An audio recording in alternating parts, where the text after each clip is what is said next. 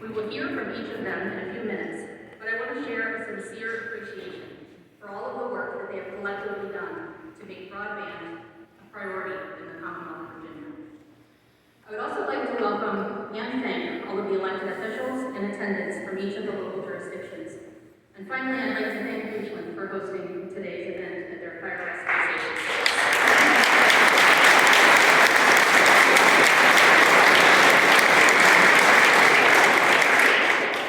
As a regional planning body, the TJPDC supports local governments in finding solutions to a multitude of cross-jurisdictional issues, to include transportation, public transit, affordable housing, and economic development. But of all of the issues that the local governments in our region have been dealing with in the past several years, we have heard most from them about the necessity of expanding access to broadband. As we have all witnessed, especially during the past year and a half or so, access to high-speed internet is essential to conducting business, accessing telehealth, participating in virtual educational opportunities, and so much more. So when Gary Wood from CVent Firefly came to talk to us at the TJPDC about being involved in a super regional body grant as the lead applicant, we were all ears. This regional internet service expansion, RISE application, is truly multi-regional in scope, proposing to provide universal broadband coverage in 13 counties across 5 planning district commissions in the Commonwealth. These locations include the counties of Albemarle, Fluvanna, Greene, Louisa, and Nelson in the Thomas Jefferson Planning District, counties of Amherst, Appomattox, and Campbell in Central Virginia PDC, the counties of Buckingham, Cumberland in the Commonwealth Regional Council, Madison County in the Rappahannock Regional Commission, and Goochland and Powhatan counties in Plan RVA's district. Also of note is that planning district commissions and regional councils across the state really stepped up to be partners in applying for projects that would make universal coverage a reality. More than half, 12 of the 21 PDCs in the Commonwealth were lead applicants for FY22 body grants totaling $640 million of the $943 million total requested. There are so many individuals and agencies that have been involved in this super regional application. Kudos to the individual localities, their administrators, their finance staffs, and especially their local officials, who collectively approved over $33 million in pledged local support for this proposed project. Thank you all of the staff at the Virginia Department of Housing and Community Development for your Herculean efforts to stand up this grant program in such short order and to provide incredible support that you did to the applicants across the Commonwealth. The Thomas Jefferson Planning District Commission is so grateful to be part of this incredible public-private partnership and excited to have our statewide elected officials, congressional representatives, and state legislators here today. This project will be a game changer for localities, citizens, businesses, and anchor institutions across Central Virginia if awarded. We're all very excited to hear the news that the Governor of Northam is waiting to share with us. It is my honor and my pleasure to introduce him at this time. Please join me in welcoming the 73rd Governor of the Commonwealth of Virginia, Governor House.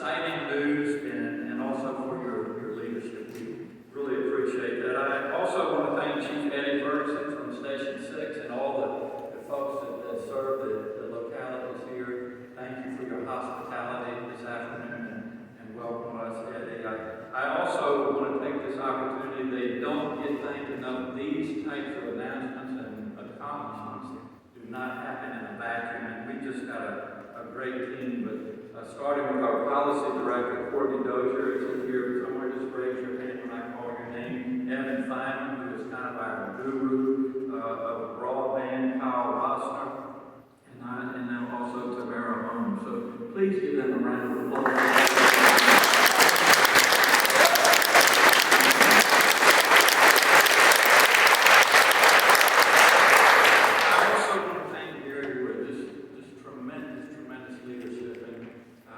Everybody knows him here, but he is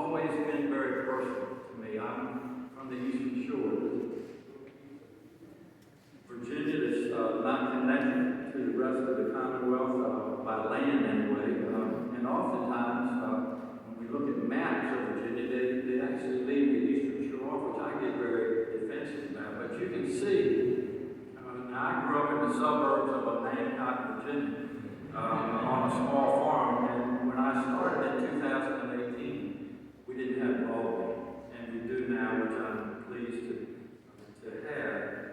But, you know, we always knew that broadband was important for everybody, no matter who you are, no matter where you are in Virginia. It has become a necessity. We saw that during COVID, whether it's our children that are having to learn virtual. And believe it or not, families were having to go to fast food restaurants and getting on hotspots so that the children could have access to broadband. That is something we should all find as unacceptable. Telehealth became very popular during COVID-19, and that worked fine if you had access to broadband, but if you didn't receive care. And for business opportunities, quality of life, it has just been so important. And so when I started in 2018, I went to some of these individuals that I just mentioned. I said, how long will it take to get universal broadband in Virginia? And they said 10 years. And I said, oh, I don't know where I'll be in 10 years, but we've got to do it sooner than that. So we've been able to work together, and I would just describe it, and the reason the help from Washington is so important. If you look at the history of electrification back in the early 1900s, rural Virginia was way behind the rest of the country in receiving electricity, and it was the Congress that stepped up and said, especially for rural Virginia or rural United States, and especially for farmers, we need to make sure that they have electricity. And so we have really taken the same approach. And when we talk about the revenue, the resources that it takes for universal broadband in Virginia, when I started in 2018, Virginia was investing less than $4 million a year. Now, I went to the legislature and said, we need $50 million a year. Well, you don't always get what you want, as you all remember, governors in Richmond. And we compromised at 19 million. We then went up to 35 million, and then this last year, 50 million. So we've made a lot of progress, but now we know that with the funding from Washington earlier this year, remember we started at $4 billion. Earlier this year, we committed $700 million in federal funding to the effort. So paired with commitments from private partnerships and other sources, we'll be able to close the digital divide much faster than we could have imagined 4 years ago. In fact, I can go ahead and take this down.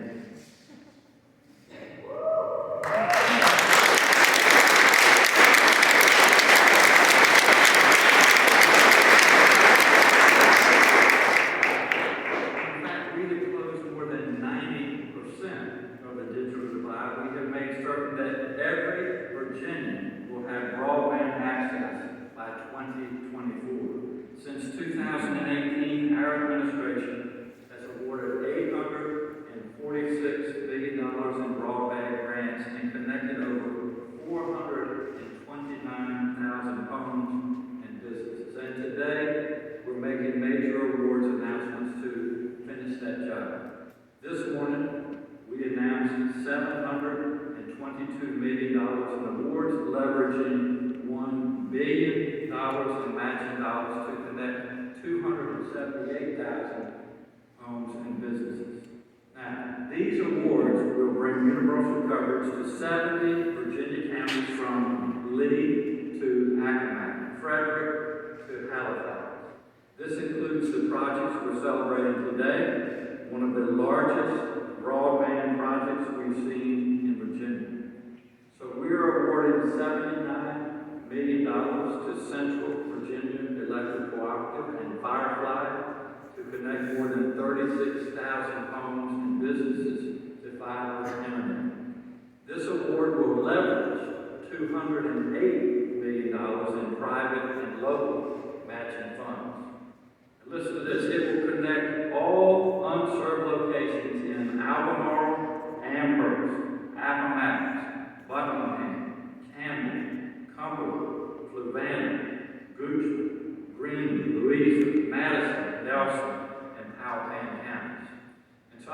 recognize Firefly and Central Virginia Electric Co-op for taking on this challenge, just like they did 80 years ago during rural electrification.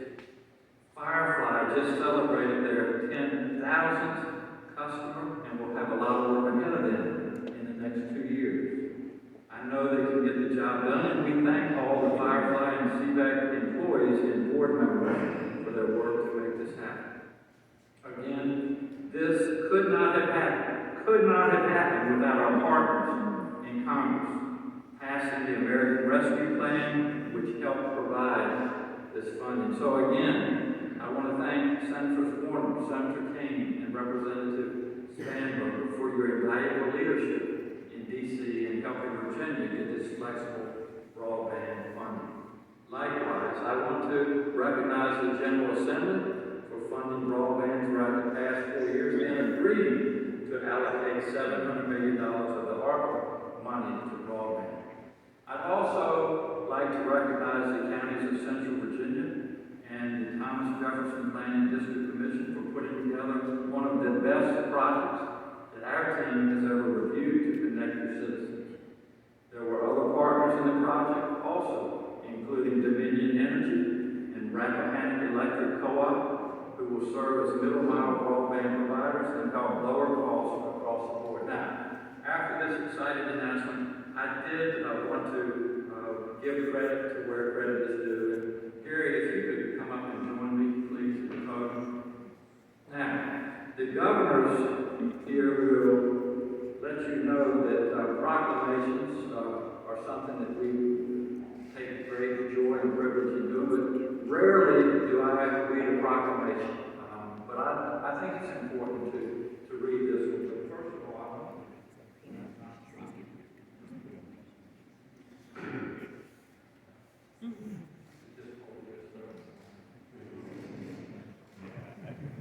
you all make yourselves comfortable.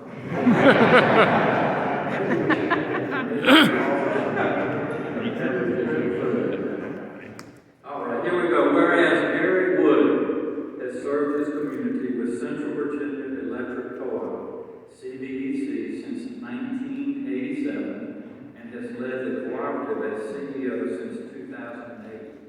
And whereas Gary has shown consistent commitment and leadership in his community, having served on both the Nelson County School Board and Board of Supervisors. You got some bruises to show for that. And whereas Central Virginia was in dire need of improved connectivity for the economic, social, and fiscal well-being of its citizens, and whereas it became clear that the Commonwealth's existing internet service providers would not meet the needs of the communities that CVAC serves, and whereas bold and transformative leadership is always necessary to undertake the creation of any new enterprise, and whereas CVAC created a broadband subsidiary, Firefly, to provide this essential service to Central Virginians within and beyond their electric service footprint, and whereas Firefly has already connected more than 10,000 Virginia homes and businesses with tens and thousands more Virginians to receive high-quality broadband connections in the coming years, and whereas none of these accomplishments could have occurred under leadership less vigilant. And now, therefore, I, Ralph Westmoreland, do hereby recognize Gary Wood and his dedicated service in our Commonwealth of Virginia, and I call this observance to the attention of all our citizens. Please give Gary Wood a round of applause.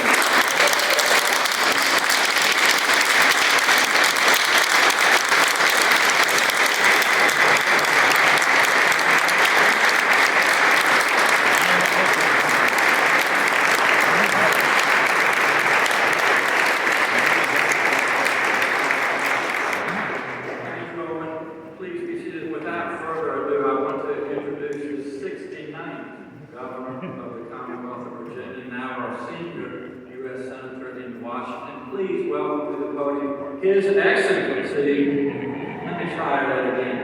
That didn't come out right. His Excellency, the Honorable Mark Governor.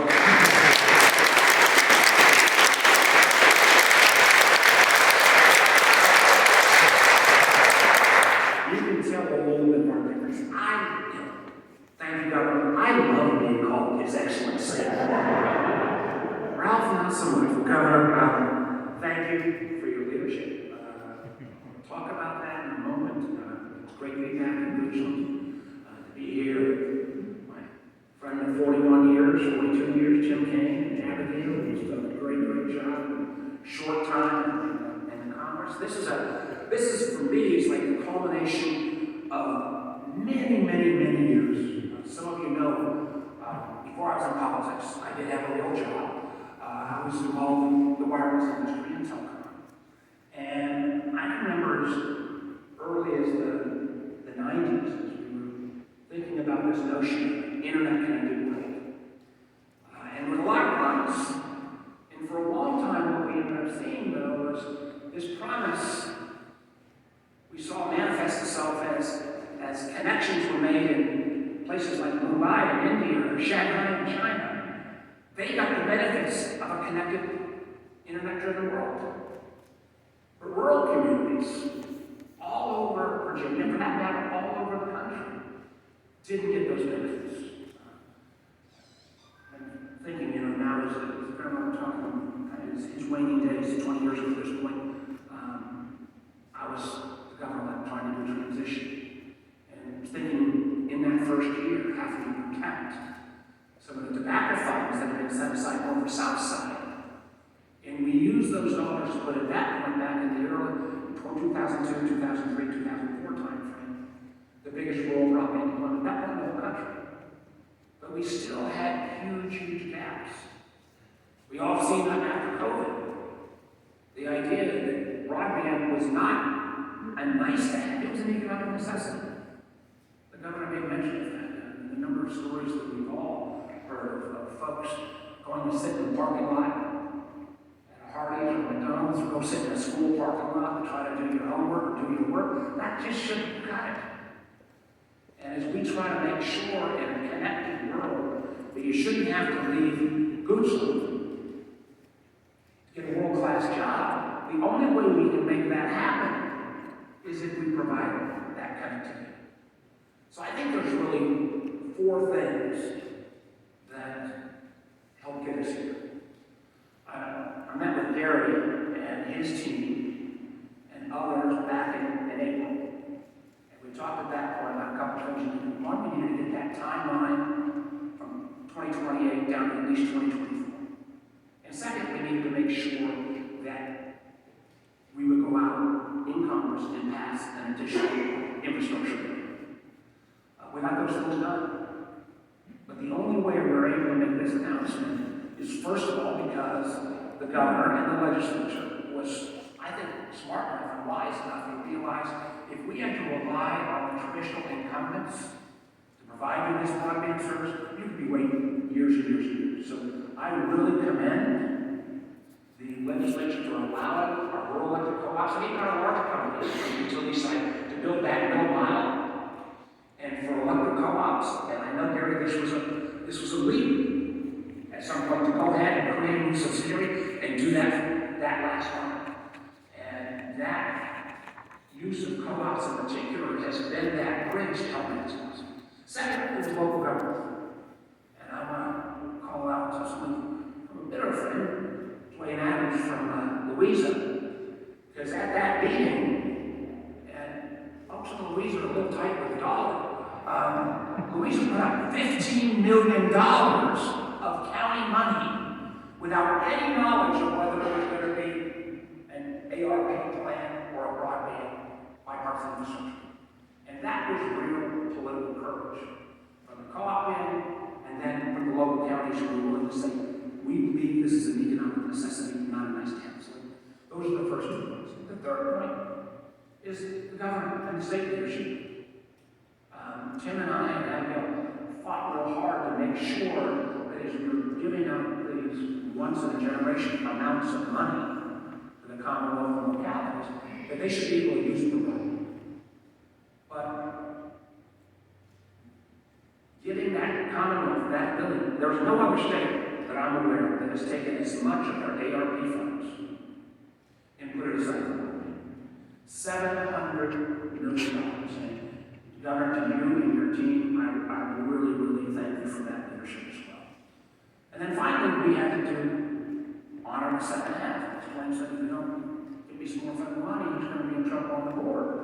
So we came together in a very bipartisan. It's hard in the U.S. Senate to get 69 senators to agree on anything. But we came together this past July and passed the bipartisan infrastructure bill. That, yes, it's roads, it's bridges, it's stormwater, it's resiliency, it's energy, but it's also $65 billion in additional money from funding. That'll break out about $40 billion of it will go to finish building out. $25 billion of it will go for affordability, because while we need to get this connection to your home, we've also got to make sure folks can afford it. Just looking at the expansion of the connection money, there will be another $800 million coming to the Commonwealth to partner with other counties and other co-ops and other providers to make sure that this goal that the governor has laid out of making sure by 2022 we have this level of coverage. It really is a remarkable achievement. And I want to thank, again, all the local governments in particular, because we are going to have, I think the problem's going to be, think about supply chain shortages. There's going to be a supply chain shortage on fiber. There's going to be a supply chain in terms of the workforce to install. So having Virginia take this much of a lead, put up this much capital, the local governments and the co-ops to take that lead, that even a year ago was kind of out there, is a real treat. And I think the beneficiaries are going to be rural Virginia in 2022 and beyond. You shouldn't have to leave your hometown and find a world-class job. By having this kind of broadband commitment, making it a reality, that promise that folks have been talking for the last 25 years about will finally come to pass. So I am very grateful to be here. I did tell the governor I wanted to also give one other little piece of good news. So I'm stealing a little bit of a base on this, but I want to go ahead and got this much press here with some local officials. But Tim and Abigail and I have been working over the last few weeks, more than a month, when it came out for a while that it appeared there were 72 airports around the country that they were threatening to shut down the tower. And we were shutting it down from midnight until 8 o'clock in the morning. That would have really cut into service at the airport, which I'm happy to report. As of mid-morning, the FAA has determined that they're going to keep the tower open 24/7. So the kind of growth that will have for all of Central Virginia in terms of the airport will be able to continue. I think that's great news for Virginia as well. So turn it over to the 70th governor of the Commonwealth of Virginia, and my great partner and senator, His Excellency, His former Excellency, Tim Kaine. Tim.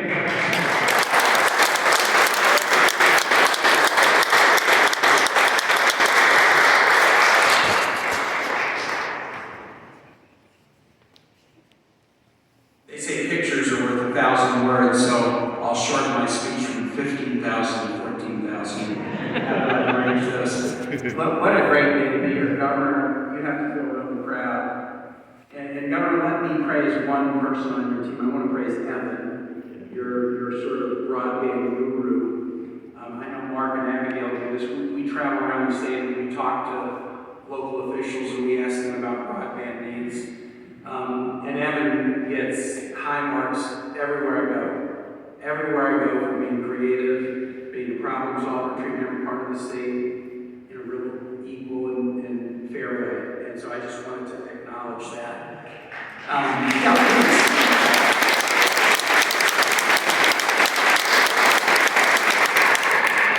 This is an exciting day. I know Mark and I feel this. The 700